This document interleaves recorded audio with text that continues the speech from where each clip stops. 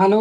नमस्कार साथियों, जैसा कि आप लोग देख पा रहे हो कि आज हम पढ़ेंगे समांतर श्रेणी। जो एक्सरसाइज है हमारी 5 है, ठीक है। इसको हम आज लोग करने वाले हैं क्योंकि एक्सरसाइज जो है आपकी बहुत ही महत्वपूर्ण होने वाली है। इस एक्सरसाइज को आप बिल्कुल भी मिस मत करिएगा। इसमें आपके पेपर में 1 या 2 सवाल अवश्य पूछे जाते हैं, ठीक है ना साथियों। तो हम आपको बताते हैं इसके बेसिक के बारे में। उसके बाद हम इसके बढ़िया बढ़िया सवाल भी करने वाले हैं क्योंकि ये एक्सरसाइज जो है आपकी बहुत ही महत्वपूर्ण एक्सरसाइज है, ठीक है। सबसे पहले हम बेसिक जानेंगे, उसके बाद हम इसके सवाल भी करेंगे, ठीक है। चलिए शुरू करते हैं आज की हम समांतर श्रेणी, ठीक है ना। जैसा कि यहाँ पे देख पा रहे हो आप लोग समांतर श्रेणी, ठीक है ना। देख पा रहे हैं ना समांतर श्रेणी। तो समांतर श्रेणी क्या होती है आपकी, जैसे मैंने दे दिया 1 2 3, कोई हमने श्रेणी दे दी आपको, ध्यान से समझिएगा। श्रेणी दे दी 1 2 3 4, ऐसे करके दे दी। तो यहाँ पे जो प्रथम पद होगा ना, जो आपका प्रथम पद ये बराबर क्या हो जाएगा, बंद। बोलोगे जी सर, प्रथम पद ये हो जाएगा। अगर आपसे पूछ ले सर्वांतर, सर्वांतर क्या होता है आपका, जो कॉमन होता है सब में क्या होता है, कॉमन हो। सर्वांतर क्या हो जाएगा, सर्वांतर क्या हो जाएगा आपको, बोलोगे 2 - 1। कैसे निकालते हो, अगर ये A1 है तो ये क्या होगा, ये A2 होगा। ये क्या होगा आपका A3 होगा, फिर ये क्या होगा आपका A4 होगा। तो क्या हो जाएगा A2 माइनस क्या हो जाएगा A1, ठीक है ना। प्रमांतर कितना आ गया आपका 1। इसी प्रकार अगर आप D2 निकालोगे, इसी प्रकार समान सर्वांतर क्या निकालोगे D2। तो D1 है तो D2 क्या होना चाहिए, बोलोगे सर A3 माइनस A2 होना चाहिए। A3 कितना है, बोलोगे सर ये तो 3 है। A2 कितना है, तो कितना आ गया आपका 1। देख पा रहे हो क्या है इनमें, सर्वांतर क्या है आपका समान है कि नहीं। तो सर्वांतर अगर आपका समान है तो ऐसी श्रेणी क्या कहलाती है, आपकी समांतर श्रेणी कहलाती है। अगर आपका सर्वांतर समान नहीं है तो वो श्रेणी जो है आपकी समांतर श्रेणी नहीं कहलाएगी। ये बात आप लोग अच्छे से ध्यान रखिएगा, ठीक है। इतना क्लियर हो गया, बोलोगे जी सर। अगर आपसे पूछ ले यनवा पद बताइए, कौन सा पद, यनवा पद। कोई श्रेणी आपको दे रखी होगी और आपसे पूछ लिया जाएगा यनवा पद बताइए, तो वो हो जाएगा आपका Tn बराबर क्या हो जाएगा, A+n-1/D।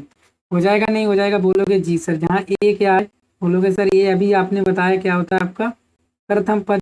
यानी क्या है आपका यन पद, यानी कोई श्रेणी दे रखी होगी आपसे, पूछ लिया जाएगा चौथा पद बताइए, पांचवा पद बताइए, छठवां पद, सातवां, ऐसे करके आपसे पूछ लिया जाएगा। इसी प्रकार ये क्या होता है आपका डी, जैसा कि अभी आप लोगों ने जाना है क्या होता है सर्वांतर। क्या होता है, सर्वांतर हो गया। ये वो भी आपकी किसी 90 पद का, ठीक है। एक चीज और होती है, वो आपका ना 90 पद ही क्या होता है, आप यहाँ पे लिखोगे, नोट करके लिखोगे, जो आपका 90 पद, जो 90 पद बराबर क्या होता है, वो आपका अंतिम पद के क्या होता है, बराबर होता है। अंतिम पद क्या होता है, यल क्या हो जाएगा आपका, A+n-1/D। ये भी इम्पोर्टेंट, इसको आप लोग जरूर याद रखिएगा, ठीक है ना। इसके बाद इसके बाद क्या आता है आपका, तो इसके बाद आप याद रखना कि n पदों का योग आता है। क्या आता है, n पदों का योग। क्या आता है, n पदों का योग। n पदों का क्या आता है, योग। तो n पदों का योग क्या होता है आपका, Sn बराबर क्या होता है, बोलोगे n/2, और क्या होता है 2a+n-1/D। ये बात भी आप लोग याद रखिएगा। सवाल के जो फार्मूले हैं वो बहुत ही महत्वपूर्ण होने वाले हैं। एक मैं वीडियो आपको डाल के दूंगा जिसमें पूरी गणित के आपको फार्मूले पता होंगे और अच्छे से आप लोग उड़ा के आ जाओगे पेपर में, ठीक है ना। चलिए, अब अगर आपको 3 संख्या क्या हो समांतर श्रेणी में, अगर जो है आपकी क्या हो, अगर आपकी 3 संख्या, कितनी 3 संख्याएं क्या कितनी हो, 3 संख्या किसमें हो आपकी समांतर क्रम में हो। 3 संख्या किसमें हो, समांतर क्रम में हो। कौन कौन सी 3 संख्या, मान लीजिए ए और बी और सी काय में, इन एपी, ये अर्धमैटिक प्रोग्रेशन में है। तो आपका क्या हो जाएगा, समांतर माध्य। तो आपका समांतर माध्य क्या हो जाएगा, तो वो हो जाएगा आपका समांतर माध्य क्या हो जाएगा आपका, तो वो हो जाएगा आपका बी। बी बराबर क्या हो जाएगा, A+C/2। ये वाला समांतर माध्य कौन सा है, 20 वाला ही होता है। तो क्या हो जाएगा, बी बराबर A+C/2। इसको आप नोट कर लीजिएगा, ब्रेक में बंद कर लीजिए, स्टार लगा के लिख दीजिएगा। सवाल जो इस पे बनते हैं और पूछे भी जाते हैं, चाहे आपसे विकल्प के तौर पे पूछ ले, चाहे आपसे मल्टीपल के रूप में पूछ ले, चाहे आपसे डायरेक्ट ही इसका सवाल पूछ ले, ठीक है। और क्या लिखोगे, और लिखेंगे सगर। सगर क्या है? अगर आपके जो तीन पद हैं, अगर आपके तीन पद जो हैं इसमें समांतर क्रम में हैं, अगर आपका तीन पद किसमें समांतर श्रेणी में है, इसमें समांतर श्रेणी में है, तो कैसे लिखेंगे आप लोग? ठीक, कैसे लिखेंगे ये बताइएगा आप लोग, कैसे लिखेंगे आप लोग? तो बोलोगे अगर तीन पद आपके समांतर श्रेणी में, सबसे पहले ए हो जाएगा, फिर उसके बाद बोलोगे सर इधर बढ़ोगे क्या हो जाएगा, ए प्लस डी हो जाएगा, इसके बाद इधर बढ़ोगे क्या हो जाएगा, ए माइनस डी। तो क्या होगा, अगर आपके तीन पद समांतर श्रेणी में तो क्या हो जाएंगे आपके पद, तो हो जाएंगे ए प्लस डी और ए माइनस डी। अगर आपके कितने हो, अगर आपके कितने हो चार पद, कितने, चार पद कायम हो समांतर श्रेणी में, तब कितने हो जाएंगे, ठीक है, समांतर श्रेणी में, तब क्या हो जाएगा, तब बोलोगे सर इसमें कोई पूछने वाली बात है, तो बोलोगे सर ये हो जाएगा ए माइनस डी, इधर क्या हो जाएगा आपका ए प्लस डी, और क्या हो जाएगा बोलोगे ए प्लस थ्री डी हो जाएगा, इधर क्या हो जाएगा बोलोगे, ठीक है, इधर क्या हो जाएगा बोलोगे सर ए माइनस डी हो गया, ए प्लस डी हो गया, अब क्या हो जाएगा बोलोगे ए माइनस थ्री डी। हो जाएंगे नहीं हो जाएंगे बोलोगे जी सर, ठीक है ना। तो ये आपके चार पद के लिए, अगर आपके क्या हो पांच पद, कितने, पांच पद आपके समांतर श्रेणी में हो, कितने, पांच पद, तब कैसे करोगे, तब कैसे करोगे बोलोगे सर ये तो बीच में ले लीजिएगा, और इधर क्या हो जाएगा ये प्लस वन हो जाएगा, और इधर क्या हो जाएगा ये प्लस टू डी हो जाएगा, इधर क्या हो जाएगा बोलोगे सर ये माइनस वन हो जाएगा, और क्या हो जाएगा बोलोगे ये प्लस ये माइनस क्या हो, ये माइनस क्या हो जाएगा टू डी। हो जाएगा नहीं हो जाएगा बोलोगे जी सर क्लियर हो गया, ठीक है। ये सब किसके लिए आते हैं, बैलेंस करने, देखो ये कट गया, ये इससे कट गया, ये इससे कट गया, तो क्या ये बैलेंस है, इसीलिए हम लोग इनको इसी तरह से लिखते हैं, ठीक है। इतना तो आप लोगों को क्लियर हो गया। बोलोगे जी सर सवाल तो आपने बढ़िया क्या है, लेकिन अच्छे भी आपने फार्मूले बता दिए, ठीक है ना। तो इनको आप लोग नोट कर लीजिएगा।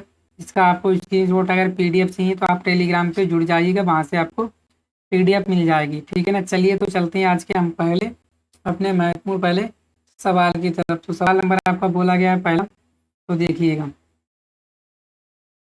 क्या बोला गया है, यहाँ से देखिएगा आप लोग।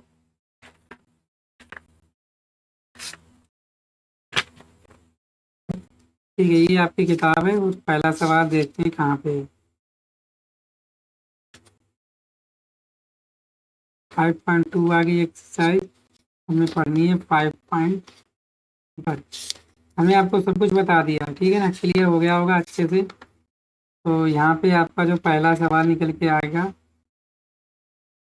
ये आपकी बुक है, ये है एक्सरसाइज कौन सी है आपकी 5.1। तो बोला गया है निम्नलिखित स्थितियों में से किन स्थितियों में संबंध संख्याओं की सूची एपी है और क्यों, संख्याओं की सूची एपी है और क्यों, ठीक है। आगे इसको पता करने के लिए क्या बराबर होना चाहिए, आपका जो समांतर सर्वांतर होता है ना, वो क्या होना चाहिए आपका सेम होना चाहिए, तभी तो श्रेणी कायम होगी, सीरीज में होगी, जैसा कि हमने आपको अभी बताया था। सर्वांतर क्या आना चाहिए आपका सेम आना चाहिए। तो यहाँ पे बोला गया पहला सवाल आपका, प्रत्येक किलोमीटर के बाद का टैक्सी किराया, जबकि प्रथम किलोमीटर के लिए किराया 15 रुपये और प्रत्येक अतिरिक्त किलोमीटर के लिए किराया 8 रुपया है। तो इनके कहने का मतलब ये है कि जो आप प्रथम किलोमीटर के लिए आपका किराया कितना है 15 है, अगर आप उसके बाद जाओगे, ठीक है ना, टैक्सी से, तो जो किराया कितना है, तो वो किराया पड़ेगा आपको कितना 8, कितना, जो 8 रुपये ना वो अतिरिक्त पड़ने वाला है, कितना 8 रुपये। चलिए सवाल को समझ लिया होगा, तो देखते हैं आज सवाल कैसे करेंगे।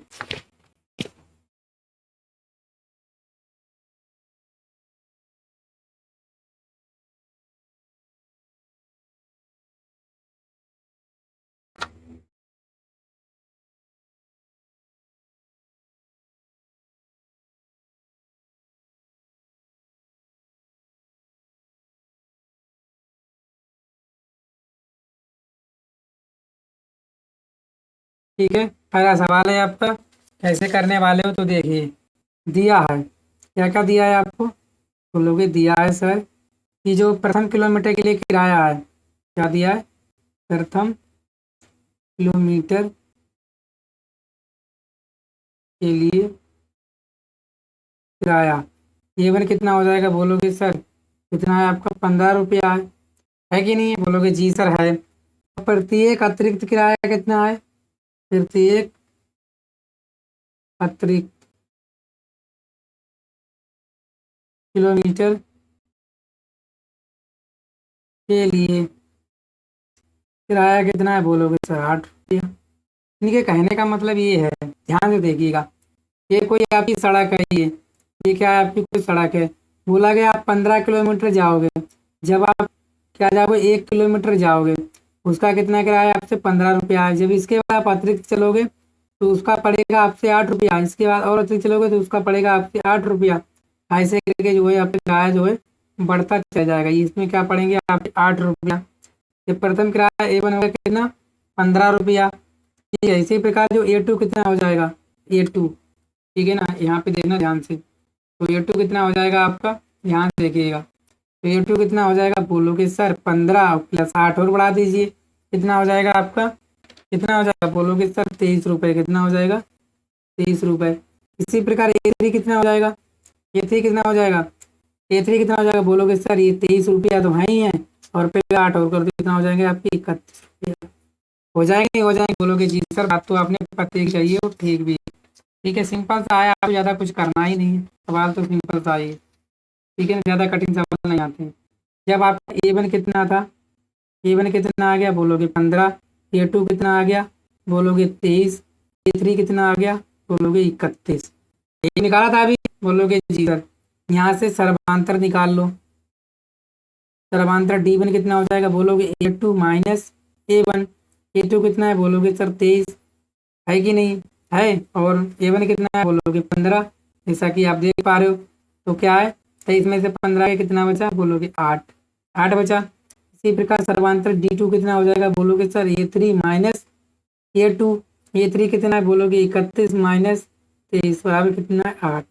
तो आप देख पा रहे हो, क्या देख पा रहे हो? यहाँ पे देख पा रहे हो कि सर्वांतर, यहाँ लिखोगे चूंकि जो सर्वांतर है, चूंकि सर्वांतर D क्या है?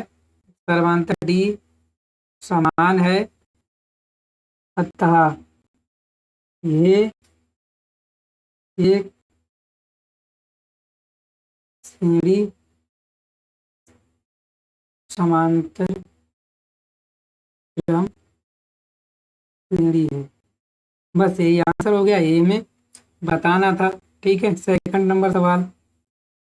सेकंड नंबर सवाल देखिए क्या कह रहा है। यहाँ से देखिएगा, सवाल जो है आपके पेपर में पूछे गए हैं, इम्पोर्टेंट सवाल है। ठीक है ना, क्या बोला गया है? सेकंड सवाल बोला गया है, किसी बेलन में उपस्थित हवा की मात्रा जबकि वायु निकालने वाला पंप प्रत्येक बार बेलन की शेष हवा का 1/4 भाग बाहर निकाल देता है। तो बताना ये AP में है या नहीं है। तो इसको भी आप लोग कीजिएगा, कैसे करने वाले हो। तो देखिए हम लोग करते हैं सेकंड नंबर के सवाल को। ठीक है ना, चलिए सवाल को देख लिया आपने। किसी बेलन सिलेंडर में उपस्थित हवा की मात्रा जबकि वायु निकलने वाला पंप प्रत्येक बार बेलन की शेष हवा का 1/4 भाग बाहर निकाल देता है।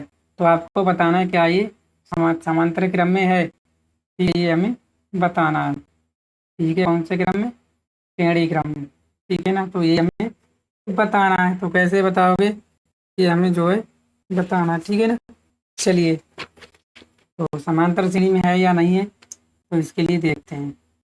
ठीक है ना, तो चलिए सबसे पहले क्या जो बोला गया है वो आप लोग देखिएगा। ठीक है ना, सबसे पहले आप लोग चित्र बनाइएगा।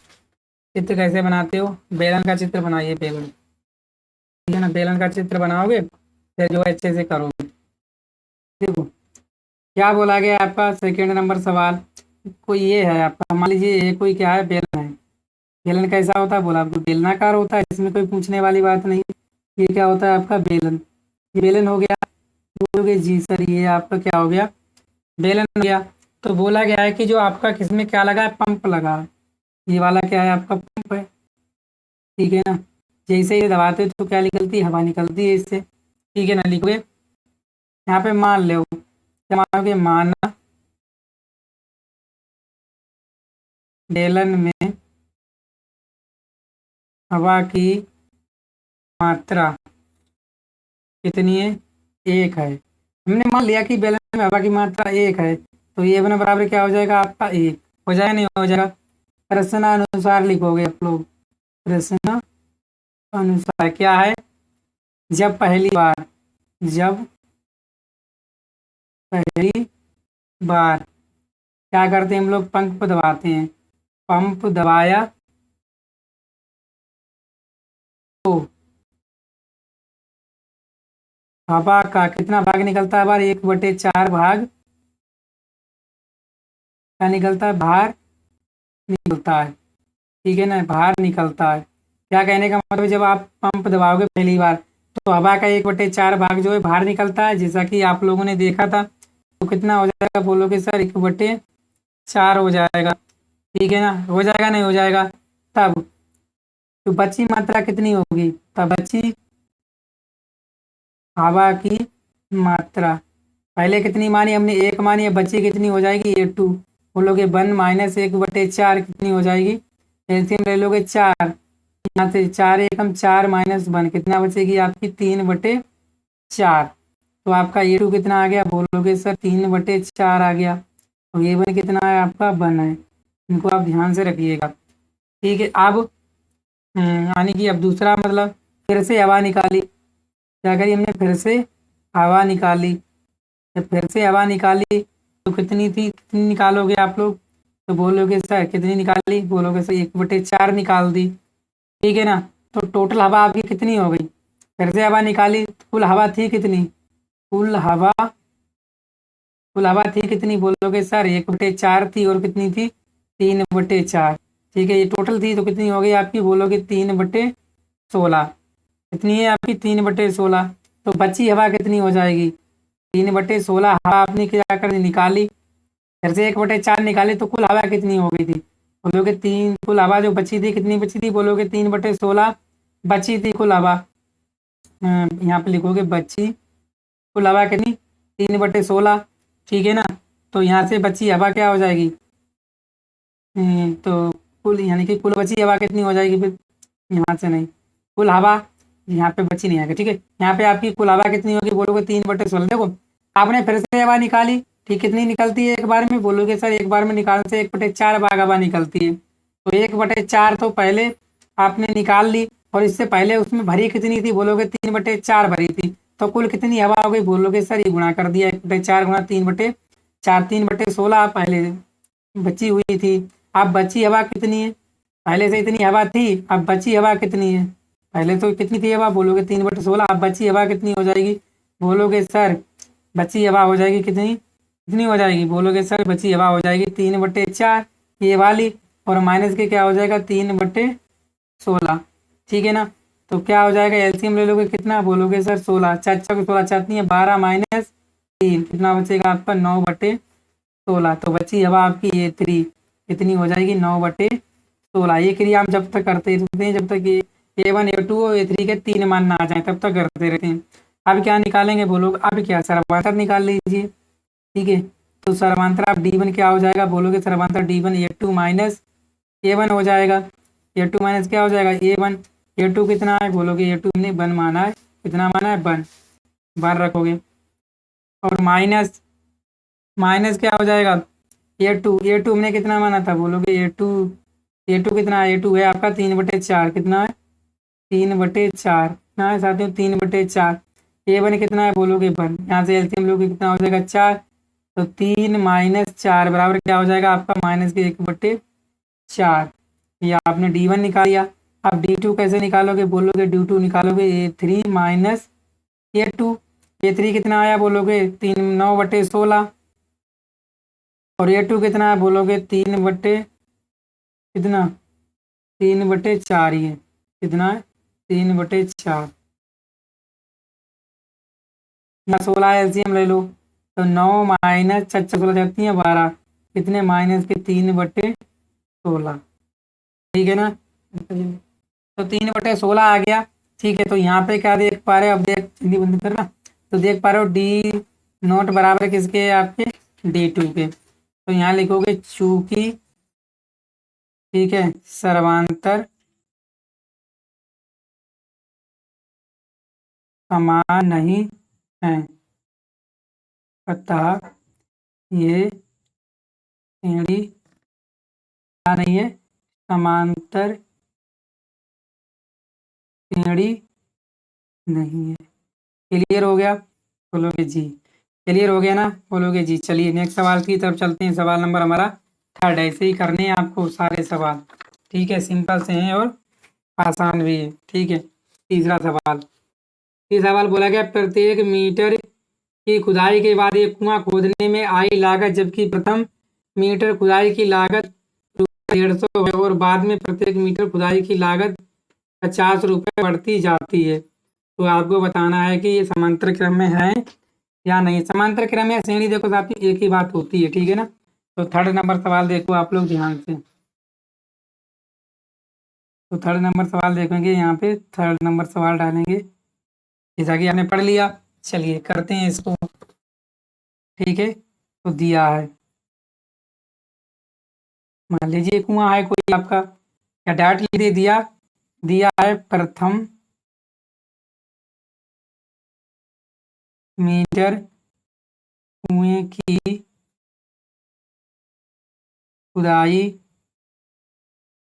की लागत बराबर कितनी है, ₹150। और ये किसके बराबर बोलोगे, A1 के बराबर है कि नहीं। बोलोगे जी सर। अब कितना है, जब आप क्या करते हो, एक एक एक जब 1 मीटर की खुदाई की लागत 150, बाद में प्रत्येक प्रत्येक मीटर खुदाई की लागत कितनी बढ़ती जाती है, कितनी बढ़ती जाती है बोलोगे सर, ₹50 जो है बढ़ती जाती है। तो इसी प्रकार क्या हो जाएगा, इसी प्रकार हो जाएगा दूसरे, ठीक है ना। दूसरे ये सब हो जाएगा बराबर क्या हो जाएगी, बोलोगे 150 प्लस 50 कितना हो जाएगा, 200। ये क्या हो जाएगा बोलोगे सर, ये 200 रुपये होगा, क्या हो जाएगा ये 2। फिर तीसरा से 3 बार निकालते हैं तभी जो हम लोग समांतर सही से निकाल सकते हैं। क्या हो जाएगा बोलोगे 200 प्लस फिर 50 बढ़ गए, कितने हो गए, ₹250। ये क्या आ गया आपका, E3 आ गया, ठीक है। इतना क्लियर हो गया, बोलोगे जी। तो यहाँ से निकाल लो क्या, प्रथम सर्वांतर D1 क्या हो जाएगा बोलोगे, A2 माइनस A1। A2 कितना है बोलोगे सर 200, और A1 कितना है 150। कितना आ गया अंतर बोलोगे सर, ₹50। इसी प्रकार D2 कितना हो जाएगा, तो A3 कितना है, A3 माइनस क्या हो जाएगा A2। A3 कितना है बोलोगे 250, A2 कितना है बोलोगे 200। कितना आ गया आपका 50। कितना आ गया आपका ₹50। क्या देख पा रहे हो, अतः